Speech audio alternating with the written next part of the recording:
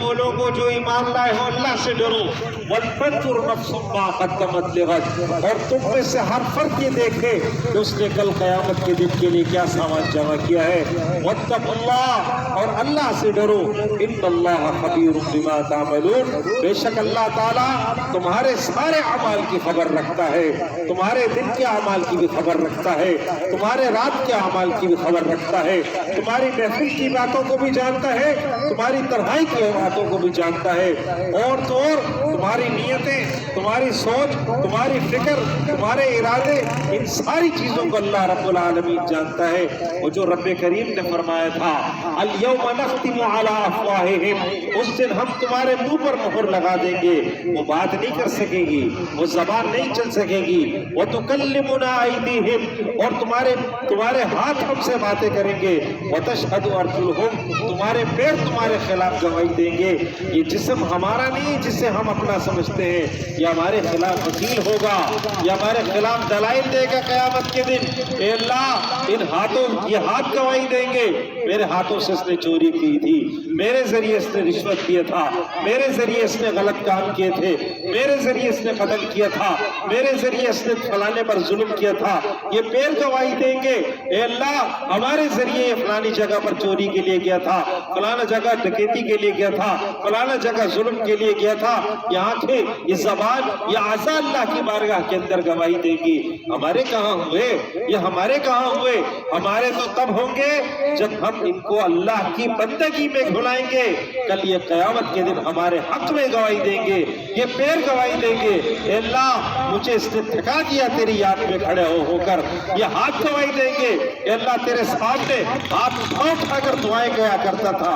یہ آنکھیں گواہی دے گی تیری یاد میں بہا کرتی تھی، یہ زبان گواہی دے گی تیرا کلام پڑھ کر سنایا کرتی تھی۔ لیکن اگر ہم نے یہ کیا ہی نہیں ہوگا تو پھر اللہ کے حضور جب ہم حاضر ہوں گے، اللہ خود فرما رہا ہے، فکر آخرت کی تلقین اللہ فرما رہا ہے وَلْتَنْظُرْ نَفْسٌ مَّا قَدَّمَتْ، ارے انسانوں ذرا غور تو کرو، ذرا سوچو تو صحیح، کل قیامت کے دن کے لیے تم نے کیا سامان جمع کیا ہے؟ کیا کرو گے کل جب تم پیش ہو جاؤ گے اللہ کے سامنے؟ کیا سامان لے کر آئے ہو؟ کیا اعمال ہے تمہارے پاس؟ آج جائزہ لے لو، آج ذرا اپنا محاسبہ کر لو، حاسبوا قبل ان تحاسبوا، اپنا محاسبہ کر لو اس سے پہلے کہ کل تمہارا محاسبہ کیا جائے، کل تمہارا آڈٹ کیا جائے، کل تمہارا جائزہ لیا جائے، کل تمہاری فائلیں کھولی جائیں۔ آج خود اپنی فائل کھول لو، آج خود اپنا جائزہ لے لو، دیکھ لو اللہ کی طرف جا رہے ہو یا اللہ سے بغاوت کر کی زندگی گزار رہے ہو۔ اگر اللہ کی طرف جا رہے ہو، اللہ کے راستے پر ہو، اللہ کی نیکی انسان کرتا ہے، اس لیے کرتا ہے تاکہ آخرت میں اس کا اجر ملے گا، اللہ کی رضا نصیب ہوگی۔ برائی سے انسان کیوں رکتا ہے؟ اس لیے رکتا ہے آخرت میں پکڑ ہوگی، اس پکڑ سے انسان ڈرتا ہے، بندہ مومن اس پکڑ سے ڈرتا ہے۔ تو نیکیوں کی بنیاد کا ذریعہ بھی آخرت ہے اور برائیوں سے بچنے کا ذریعہ بھی آخرت ہے۔ انسان نیکی کرتا ہے اللہ کی رضا کے لیے کرتا ہے تاکہ آخرت میں اللہ رب العالمین راضی ہو جائے۔ دیکھیں قرآن مجید میں سب سے ابتدا میں الف لام میم ذالک الکتاب لا ریب فیہ ھدی للمتقین، یہ ہدایت ہے متقین کے لیے۔ پھر متقین کی 7 صفات بیان فرمائی، آخری صفت یہ بیان فرمائی وبالآخرۃ ھم یوقنون، یہ آخرت پر صرف ایمان نہیں رکھتے بلکہ یقین رکھتے ہیں۔ یقین کس چیز کو کہتے ہیں؟ جیسے ہم نے اپنی آنکھوں سے جنت کو دیکھا ہے، جیسے ہم نے اپنی آنکھوں سے جہنم کو دیکھا ہے، یعنی یہ نیکی اس جذبے کے ساتھ کرتے ہیں جیسے جنت کو انہوں نے اپنی آنکھوں سے دیکھا ہے۔ یہ گناہوں سے ایسے بچتے ہیں جیسے جہنم کی آگ کو انہوں نے اپنی آنکھوں سے دیکھا ہے۔ آخرت پر یقین رکھتے ہیں، دیکھا نہیں آخرت، جنت دیکھی نہیں ہے، جہنم دیکھی نہیں ہے، میزان عدل دیکھا نہیں، پل صراط دیکھا نہیں، میدان حشر دیکھا نہیں، لیکن وبالآخرۃ ھم یوقنون، آخرت پر یقین رکھتے ہیں۔ ان کے اعمال بتاتے ہیں، رشوت کا پیسہ آ رہا ہے نہیں لے رہے، سود کا پیسہ آ رہا ہے نہیں لے رہے، گناہ کا موقع ہے نہیں کر رہے، کیوں؟ اس لیے اللہ کا خوف ہے، اللہ کا ڈر ہے، آخرت کی پاس پرس کا یقین ہے، اللہ کے سامنے پیش کیے جائیں گے۔ اللہ رب العالمین نے وہ صفت بیان فرمائی کہ ان اہل ایمان کی صفت یہ ہے وبالآخرۃ ھم یوقنون، یہ تو ایسے ہیں کہ جیسے آخرت پر یقین ہے، ان کو یقین ہے کہ ایسا ہوگا، ایسا ہوگا، بالکل ایسا ہوگا، دیکھا نہیں ہے لیکن اس کے باوجود ایمان نہ ہو جائے، ارے میرا روزہ خراب نہ ہو جائے، اپنے کانوں کی حفاظت، اپنی آنکھوں کی حفاظت، اپنی زبان کی حفاظت، مسلسل قرآن کی تلاوت کرے گا، ذکر و اذکار کرے گا، فضول باتیں نہیں کرے گا، اپنے آپ کو مکمل نیکی کے سانچے میں ڈھال کر رکھتا ہے۔ فرمایا رمضان کے اندر جس طرح کیفیت ہوتی ہے موت سے پہلے انسان کی کیفیت یہی ہونی چاہیے، ہر وقت انسان نیک عمل کے اندر مشغول رہے۔ یہ ایک ہی تو موقع ملا ہے، کوئی 10 مواقع تھوڑی ملیں گے، کوئی دوسرا تیسرا چوتھا موقع تھوڑی ملے گا کہ آج چلو اچھا نہیں کیا کوئی بات نہیں اگلی زندگی میں اچھا کر لیں گے، نہیں، ایک موقع ملا ہے، اس ایک موقع سے مومن فائدہ اٹھاتا ہے۔ آپ دیکھیں روزے کی حالت میں انسان کیا کرتا ہے، رات کو اٹھتا ہے، سحری کرتا ہے، اس وقت انسان کے کھانے کا وقت نہیں ہوتا لیکن اللہ کی رضا کے لیے اٹھتا ہے، افطار کرتا ہے، اس وقت کھانے کا وقت نہیں ہوتا، اللہ کی رضا کے لیے افطار کرتا ہے، دوپہر کو کھانے کا وقت ہے نہیں کرتا، اللہ کی رضا کے لیے نہیں کرتا، دن بھر حلال چیزوں سے اپنے آپ کو روکے رکھتا ہے، اللہ کی رضا کے لیے اللہ کے حکم کی پابندی کرتا ہے۔ بتانے کا مقصد کیا ہے؟ یہ بتایا ہے کہ تم اپنی زندگی ایسی گزارو جہاں اللہ نے جس کام کا حکم کیا ہے وہ کرو، جس کام سے روکا ہے اس سے اپنے آپ کو روکو۔ جس طرح رمضان کے اندر تمہاری زندگی ہوتی ہے، ساری زندگی تمہاری ایسی ہونی چاہیے، اللہ کے احکامات کے مطابق زندگی ہونی چاہیے۔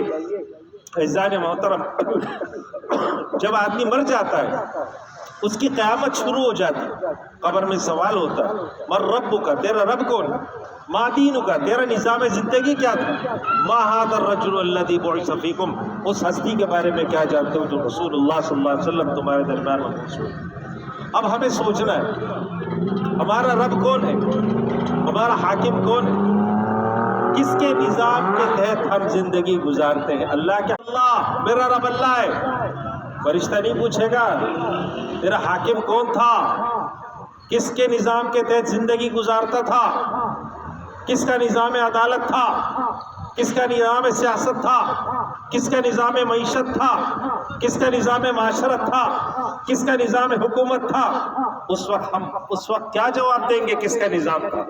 اس لیے اللہ کا نظام تو نہیں ہے، رسول اللہ صلی اللہ علیہ وسلم کا نظام تو نہیں ہے۔ اور پھر تیسرا سوال ما ھذا الرجل الذی بعث فیکم، اس ہستی کے بارے میں کیا جانتے ہو، کیا خیال ہے تمہارا، کیا جذبات ہیں تمہارے؟ رسول اللہ صلی اللہ علیہ وسلم کے بارے میں ہم کیا کہیں گے کہ ہم نے جھنڈیاں لگائی تھی، ہم نے لائٹیں لگائی تھی، ہم نے شیر سجایا تھا، ہم نے وہ اسٹیٹ بینک کی بلڈنگ بھی سجائی تھی جس میں سود کا نظام چلتا ہے، رسول اللہ صلی اللہ علیہ وسلم سے حالات جنگ میں تھے ہم نے وہ قومی اسمبلی بھی سجائی تھی جہاں حضور کی سیرت کے خلاف قوانین بنتے تھے۔ ہم یہ جواب دیں، کیا جواب دیں؟ ہمارا رسول اللہ صلی اللہ علیہ وسلم سے کیا تعلق؟ آپ سوچیں، غور کریں، قبر کے اندر کوئی سفارشی نہیں آئے گا، قبر کے اندر کوئی نہیں آئے گا بچانے کے لیے، قبر میں ایک انسان ہوگا اور اس کے اعمال ہوں گے، اس وقت رب کریم کے سامنے پیش ہونا ہے، تو اس وقت یا تو جنت کی کھڑکی کھلے گی یا جہنم کی کھڑکی کھلے گی۔ حضور صلی اللہ علیہ وسلم نے فرمایا ابن آدم ایک انچ قدم نہیں ہلا سکتا جب تک 5 سوالوں کے جواب نہیں دے دے۔ عمر کن کاموں میں گزاری، جوانی کن کاموں میں گزاری، مال کہاں سے کمایا، مال خرچ کہاں پر کیا، جو علم ہم نے دیا تھا اس پر کتنا عمل کیا۔ کل قیامت کے دن ہم اللہ کے حضور حاضر ہوں گے، ہماری زندگی کا سوال ہوگا، ہماری جوانی کا سوال ہوگا۔ اللہ پوچھے گا میں نے تجھے آنکھیں دی تھی، میں نے تجھے عقل دی تھی، میں نے تجھے منہ دیا تھا، میں نے تجھے ہاتھ دیے تھے، میں نے تجھے قوتیں دی تھی، میں نے تجھے مال دیا تھا، صلاحیتیں دی تھی، میں نے تجھے اولاد خاندان دیا تھا، تیرے لیے چاند سورج ستارے، تیرے لیے دریا، تیرے لیے نظام، اناج فروٹ، یہ ساری نعمتیں دی تھی، بتا تو نے میری بندگی کی یا نہیں کی؟ اس وقت ہم اللہ کے سامنے کیا جواب دیں؟ تو اس دنیا کے اندر اس 8 سوالات کی تیاری کا موقع ہے، اور ربک سے لے کر آخری سوال کہ قرآن اور حدیث پر کتنا عمل کیا ہم نے، ان 8 سوالوں کا 3 سوال قبر کے، 5 سوال آخرت کے، یہ سوال کی اس 5 سوالات کی تیاری کا وقت اللہ تعالیٰ نے ہمیں آج دیا ہے۔ اس لیے اس آخرت کی فکر، آخرت کا سوچ ہم ہمیں سے ہمیشہ بہت سب لوگ قبرستان جا چکے، اپنے عزیز و اقارب کو لے جا چکے، اور ہم میں سے ہر فرد یہی سوچ کر آتا ہے کہ بس اس نے جانا تھا، میں تو چھوڑنے والا ہوں، میں چھوڑ کر آگے چلا گیا۔ اپنے بارے میں کبھی یہ خیال آتا ہی نہیں ہے کہ کل میرے ساتھ بھی یہی معاملہ ہوگا، مجھے بھی لوگ لے کر آئیں گے اور اس طرح اس گھڑے میں ڈال کر جائیں گے، تب میں ہوں گا اور میرے فرشتے ہوں گے، میرا اعمال ہوگا، اس وقت اللہ کے سامنے میں کیا جواب دوں گا، میری زندگی کیسے گزاری۔ اس لیے اس دنیا کے اندر اللہ رب العالمین نے ہمیں موقع دیا ہے۔ دیکھیں، ایک بات اگر سمجھنا چاہے نا انسان، بہت ساری چیزیں دن میں ہمیں سمجھ میں آتی ہیں۔ ہم صبح اٹھتے ہیں، آنکھ کھلتی ہے ہماری، ہمیں دعا کیا سکھائی ہے؟ الحمدللہ الذی احیانا بعدما اماتنا والیہ النشور، کہ تمام تعریفیں اللہ کے لیے ہیں جس نے ہمیں زندہ کیا جبکہ ہم مر چکے تھے، وَإِلَيْهِ النُّشُورُ، اسی کی طرف لوٹ کر جانا ہے۔ روزانہ کا سبق ہے، روزانہ کا سبق پڑھایا ہمیں کہ روزانہ تم مرتے ہو، اپنے منہ سے اقرار بھی کرتے ہو، بعدما اماتنا، ہم مر چکے تھے، ہم نیند میں مر چکے تھے، کہاں زندہ تھے؟ ہم تو پڑے ہوئے تھے، ہمیں کیا پتہ دائیں بائیں کیا ہو رہا ہے، ہمیں کیا خبر دن ہے کہ رات ہے، ہمیں کیا پتہ گھڑی کا کیا گھنٹہ بج رہا ہے، ہمیں کیا پتہ دائیں بائیں پڑوس میں کیا ہو رہا ہے، باہر کیا ہو رہا ہے، ہم تو سو رہے تھے، گہری نیند سو رہے تھے۔ تو کیا دعا سکھائیے؟ بعد ما اماتنا، جبکہ ہم مر چکے تھے اللہ نے ہمیں دوبارہ زندہ کیا، وَإِلَيْهِ النُّشُورُ، ایسا ہی وقت ایک اور آئے گا جب ہم دوبارہ اللہ کے سامنے پیش کیے جائیں گے۔ یہ سبق ہمیں روزانہ پڑھایا جاتا ہے، روزانہ سکھایا جاتا ہے کہ جب تم نیند سے بیدار ہو اللہ کے حضور یہ دعا کیا کرو، الحمدللہ الذی احیانا بعدما اماتنا والیہ النشور۔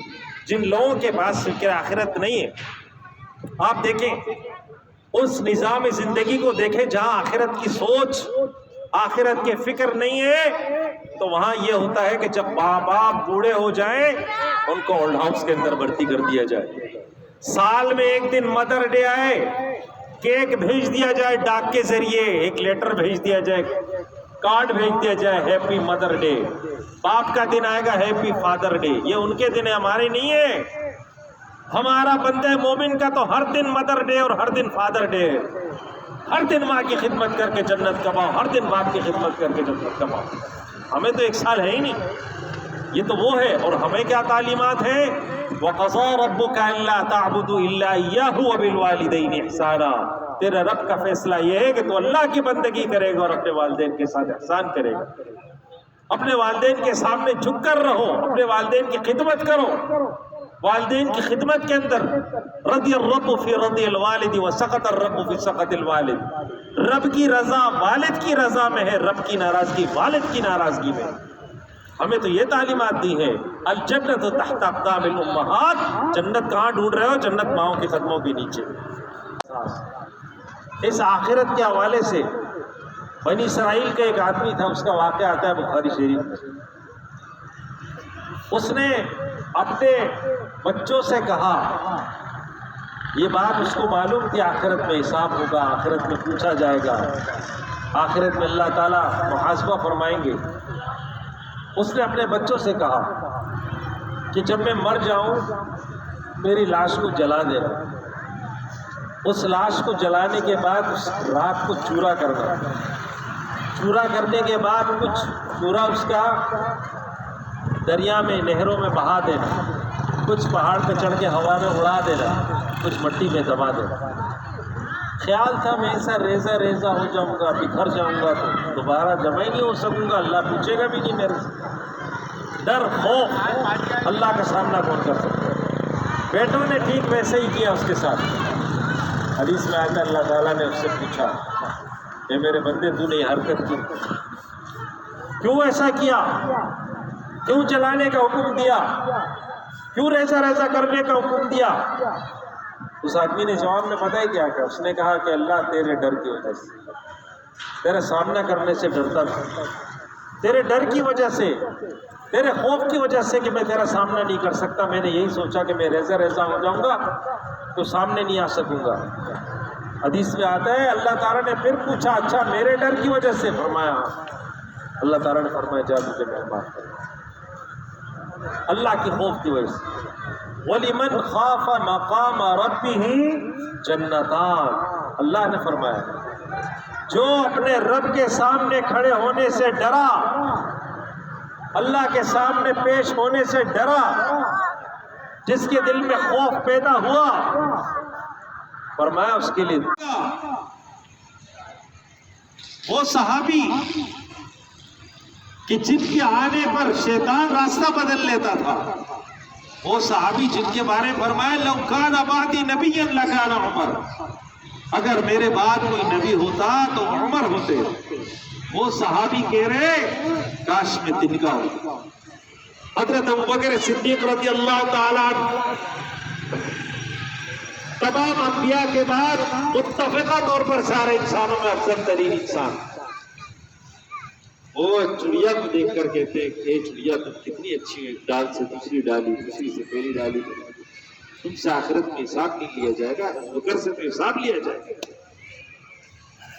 یہ وہ ابوبکر ہے جس کے بارے میں رسول اللہ صلی اللہ علیہ وسلم نے فرمایا دنیا میں سارے لوگوں کے احسانات کا میں نے بدلہ دے دیے، ابوبکر کے احسانات کا بدلہ اللہ دے دیتا ہے۔